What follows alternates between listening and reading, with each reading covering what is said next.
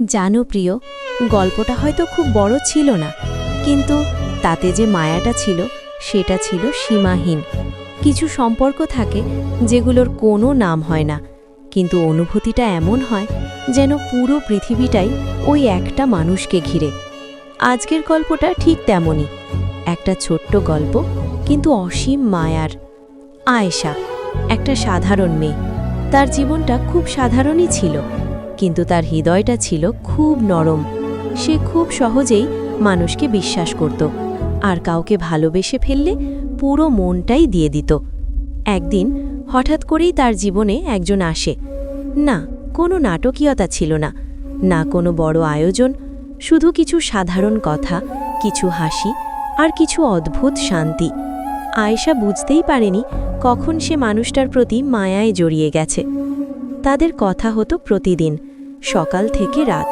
ছোট ছোট জিনিস নিয়েও কত কথা, কখনো হাসি, কখনো অভিমান।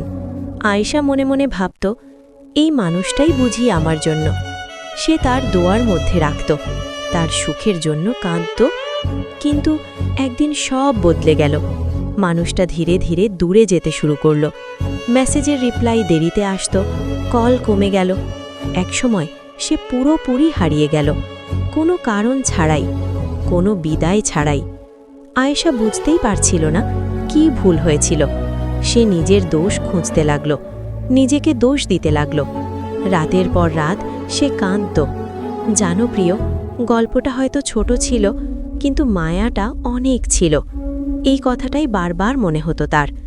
কারো সাথে কথা বলতো না, সব কিছু নিজের মধ্যে রাখত। বাইরে থেকে হাসত, ভিতরে ভিতরে ভেঙে যাচ্ছিল। তার মনে হতো, আমি কি এতটাই অমূল্য ছিলাম? একদিন সে সিজদায় পড়ে কাঁদতে লাগল। হে আল্লাহ, আমি যাকে এত ভালোবাসলাম সে আমাকে ছেড়ে চলে গেল কেন?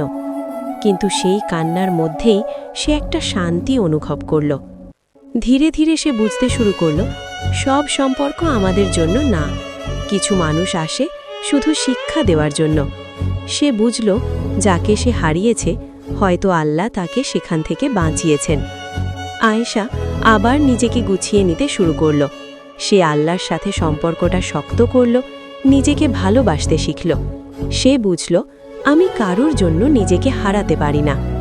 বন্ধুরা, আমাদের জীবনে অনেক ছোট ছোট গল্প আসে, কিন্তু সেই গল্পগুলোর মায়া আমাদের অনেক বড় শিক্ষা দিয়ে যায়।